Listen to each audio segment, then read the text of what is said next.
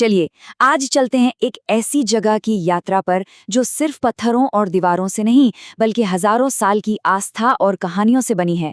जी हाँ, हम बात कर रहे हैं रामेश्वरम के रामनाथ स्वामी मंदिर की, जो भारत के सबसे पवित्र और शानदार तीर्थ स्थलों में से एक है। लेकिन सोचने वाली बात है ना, कि आखिर दक्षिण भारत के एक छोटे से द्वीप पर ऐसा क्या है जो हर साल लाखों लोगों को अपनी ओर खींच लाता है। इसका जवाब किसी नक्शे में नहीं बल्कि आस्था और इतिहास के पन्नों में छिपा है। देखिए, ये कोई आम सफर नहीं है, ये है एक तीर्थ यात्रा जो हमारी संस्कृति का एक बहुत ही मजबूत हिस्सा है। और रामेश्वरम वो इस पवित्र सफर का एक ऐसा पड़ाव है जहां पहुंचने का सपना लगभग हर श्रद्धालु देखता है। अच्छा, रामेश्वरम की अहमियत को ठीक से समझने के लिए हमें 4 धाम को जानना होगा। ये वो 4 सबसे पवित्र जगहें हैं, बद्रीनाथ, द्वारका, पुरी और रामेश्वरम, जिनकी यात्रा को सबसे बड़ी तीर्थ यात्रा माना जाता है। और रामेश्वरम इस पवित्र सर्किट को पूरा करता है। ये जगह इतनी पवित्र क्यों है? इसके पीछे कई बातें हैं। एक तो ये उन 12 ज्योतिर्लिंगों में से एक है जहां माना जाता है कि भगवान शिव खुद एक रोशनी के स्तंभ के रूप में प्रकट हुए थे। और तो और ये भी मान्यता है कि काशी की तीर्थ यात्रा तब तक पूरी नहीं होती जब तक रामेश्वरम में पूजा न कर ली जाए। मतलब ये शैव और वैष्णव दोनों परंपराओं का एक अद्भुत संगम है। तो चलिए अब थोड़ा वक्त में पीछे चलते हैं और इस मंदिर की शुरुआत की कहानी जानते हैं। एक ऐसी कहानी जो सीधे महाकाव्य रामायण से जुड़ी हुई है। यहीं पर मिथक और इतिहास एक दूसरे से मिल जाते हैं। तो कहानी शुरू होती है एक बहुत बड़ी जीत के बाद। भगवान राम लंका के राजा रावण को हराकर इसी द्वीप पर लौटते हैं। लेकिन इस जीत के साथ एक बोझ भी था, एक ब्राह्मण की हत्या का पाप। क्योंकि रावण दुष्ट जरूर था, पर वो एक ब्राह्मण भी था। और इसी पाप से मुक्ति पाने के लिए भगवान राम ने भगवान शिव की पूजा करने का फैसला किया। और यहीं पर कहानी में एक बहुत दिलचस्प मोड़ आता है। भगवान राम ने हनुमान जी को कैलाश पर्वत से एक लिंगम लाने भेजा, लेकिन उन्हें आने में देर हो गई और पूजा का शुभ मुहूर्त निकलता जा रहा था। तब देवी सीता ने वहीं समुद्र किनारे रेत से एक लिंगम बनाया, जिसे आज हम रामलिंगम कहते हैं।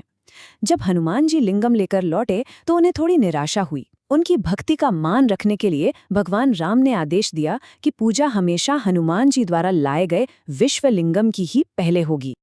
तो ये तो हुई पौराणिक कहानी। अब जरा असली इतिहास पर भी नजर डालते हैं कि आखिर कैसे एक छोटी सी पूजा की जगह इतनी शानदार और विशाल इमारत में बदल गई। यकीन करना मुश्किल है ना, कि आज जो इतना बड़ा इतना भव्य मंदिर हम देखते हैं, उसकी शुरुआत एक मामूली सी फूस की झोपड़ी से हुई थी। ये जो बदलाव है, ये सदियों की आस्था और राजा महाराजाओं के सहयोग का जीता जागता सबूत है। इसे बनाने में किसी एक राजा का हाथ नहीं है, बल्कि कई राजवंशों ने मिलकर इसे संवारा है। 12वीं सदी में श्रीलंका के राजाओं से लेकर पांड्य और नायक राजाओं तक सबने अपना योगदान दिया।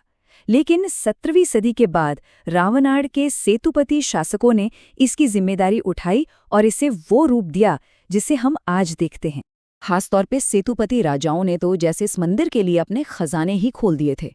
असल में ये उन्हीं का सपना था कि इस मंदिर को एक ऐसी विशाल और भव्य इमारत में बदला जाए जिसे पूरी दुनिया देखे, और उन्होंने ये सपना पूरा भी किया। चलिए अब बात करते हैं मंदिर की उस चीज की जो सच में होश उड़ा देती है। एक ऐसी चीज जो दुनिया भर के आर्किटेक्ट्स और श्रद्धालुओं दोनों को हैरान कर देती है। जी हाँ, इसके विश्व प्रसिद्ध गलियारे यानी कि कॉरिडोर्स। 3850 फीट। इस नंबर को जरा ध्यान में रखिए। ये है इस मंदिर के सारे गलियारों की कुल लंबाई, मतलब 1 किलोमीटर से भी ज्यादा। ये एक ऐसा पैमाना है जिसकी कल्पना करना भी मुश्किल है। ये है दुनिया का सबसे लंबा मंदिर कॉरिडोर। जब कोई इसके बीच में खड़ा होता है ना, तो बस देखता ही रह जाता है। ऐसा लगता है जैसे हजारों नक्काशीवार खंभों की कतारें बहुत दूर तक चली जा रही हैं। एक ऐसा नजारा है जो आपको हैरान कर देगा। देखिए, ये एक तरह का टाइम ट्रैवल जैसा है। एक तरफ है 1841 का एक स्केच और दूसरी तरफ आज की तस्वीर। लगभग 200 साल बीत गए, लेकिन इस गलियारे की शान और इसका आकर्षण जरा भी कम नहीं हुआ है। ये इस बात का सबूत है कि इसकी डिजाइन कितनी लाजवाब है। पर बात सिर्फ लंबाई की नहीं है। सोचिए, बाहरी गलियारों में 1212 खंबे हैं और हर खंबे पर अलग बारीक नक्काशी की गई है। जो मुख्य टावर है, जिसे राजगोपुरम कहते हैं, वो 53 मीटर ऊंचा है।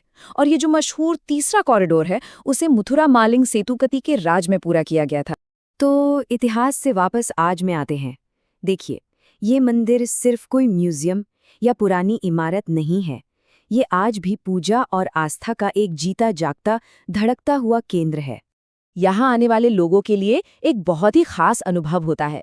22 पवित्र कुओं में स्नान, जिन्हें तीर्थम कहते हैं। ये रस्म समुद्र में डुबकी लगाने से शुरू होती है, जिसे अग्नि तीर्थम कहते हैं। फिर मंदिर के अंदर एक के बाद एक 22 कुओं के पानी से स्नान किया जाता है और माना जाता है कि हर कुएं के पानी में अलग अलग औषधीय गुण होते हैं जो पापों को धो देते हैं। एक कहावत है कि एक तीर्थयात्री का आध्यात्मिक सफर काशी से शुरू होता है, पर वो पूरा रामेश्वरम में भगवान रामनाथ स्वामी की पूजा के बाद ही होता है।